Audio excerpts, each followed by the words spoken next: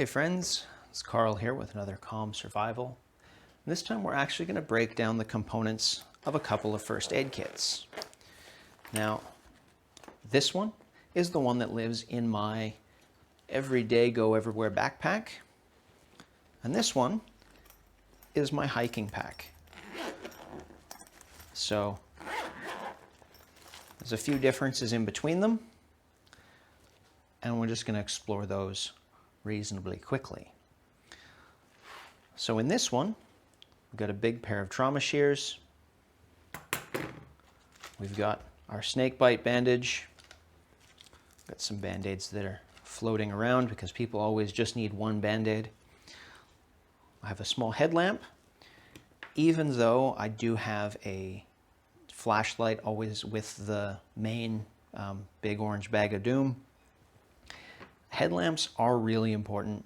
If you have light where you know where you can point it, and doing first aid in the dark with someone else holding a flashlight, it's not fun or ideal. Some personal medications. So we just have some what we would call paracetamol, acetaminophen in the rest of the world. Some anti-nausea tablets.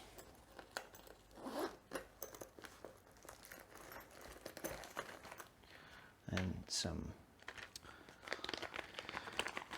antihistamines. And then we've got a basic wound covering kit. So what we have in here is we have some gauze pads, some tapes, some different things like that. I'll explore those later on and go into more depth as I talk about the kind of supplies that I carry on another video. We've got a little bit of hydrolyte, which is an electrolyte replacement powder. We've got some nitrile gloves. There's probably 4 or 6 gloves in there, usually 2 or 3 pairs. No first aid kit ever has enough gloves in it, even if they have boxes full of them.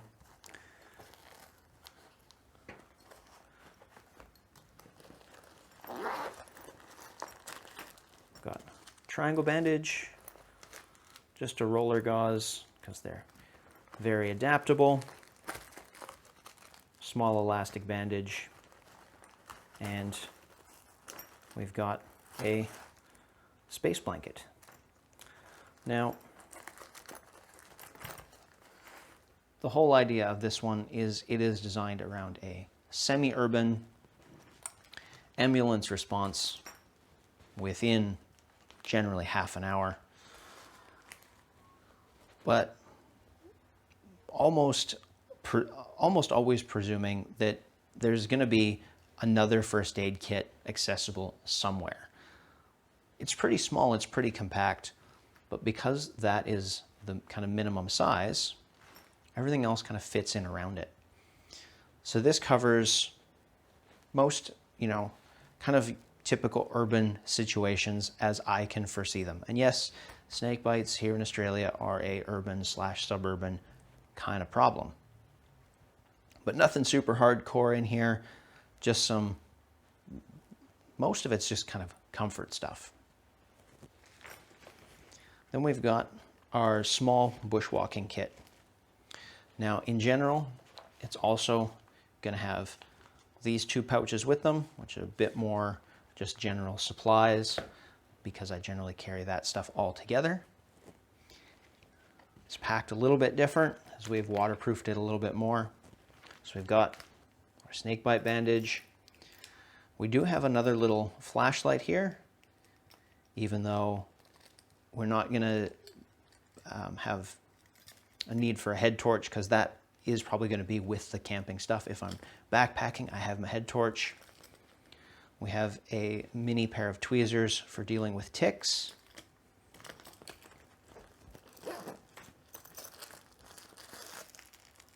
Triangle bandage, roll gauze, permanent marker, some waterproof paper, a magnifier, a burn gel dressing, because when you're far away from, civilization, extra burn gel dressings are, pretty useful. Big bunch of gloves. Little needles, really good for digging out slivers and things like that.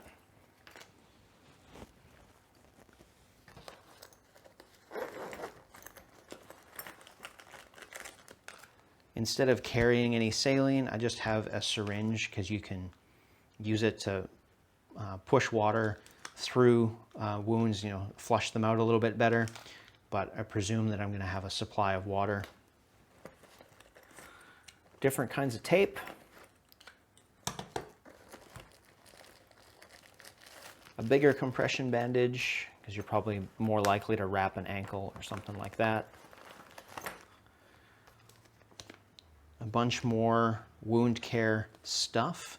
Now, in this case, it ends up being a lot of doubles and triples of things because I'm going to presume I'm going to have to redress a wound several times. And then some more wound covers and closures, and some skin prep pads and things like that to help tape stick. Because if you're not in a spot where you can cool off, things like that, it'd be pretty hard to get anything to stick if somebody's really sweaty. Now, instead of shears, I have a cutting hook just to save on some weight. Now, cutting hooks, rescue tools, all those sorts of things, they do require some practice. You do need to have a pretty good handle on using them. The reality is, in an urban situation, even if I'm helping somebody out of a car, I can just slice the seatbelt with the scissors. It's going to work just as well. This is just a weight saver. And also, presuming I'm camping, I'm carrying a knife. So I can kind of use the one that's going to work the best. But let's say, classic one, you got to take the side out of somebody's pant leg so you can get access to a wound higher up. That'll do it. A little bit safer if the person's not super comfortable. Depending on who they are, they may not be super comfortable with you sliding a knife up the side of their leg. So,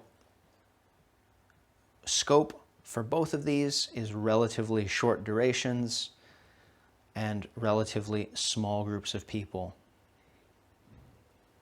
This is sort of what I consider, myself, one or two other people for a few days. And again, with the presumption, even with this more hiking kit, the presumption is that we can be evacuated within 6 to 8 hours. Anything more than that stops being super practical for me, and the reality is you have to pick a point somewhere.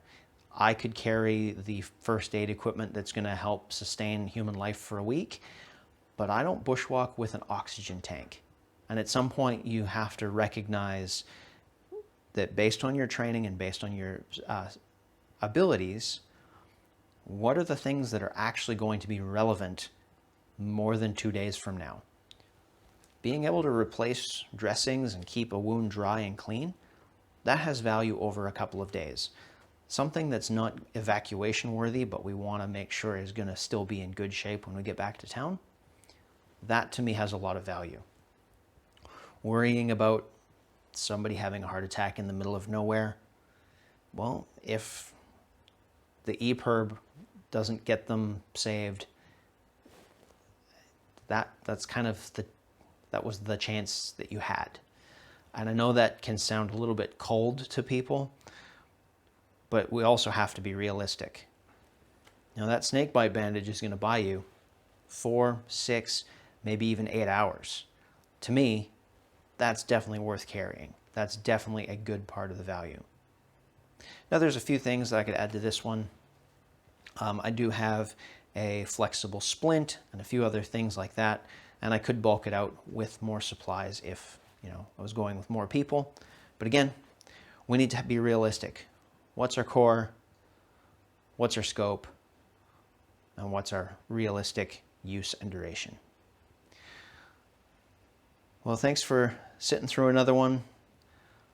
I'll catch you guys next time. Have a good day.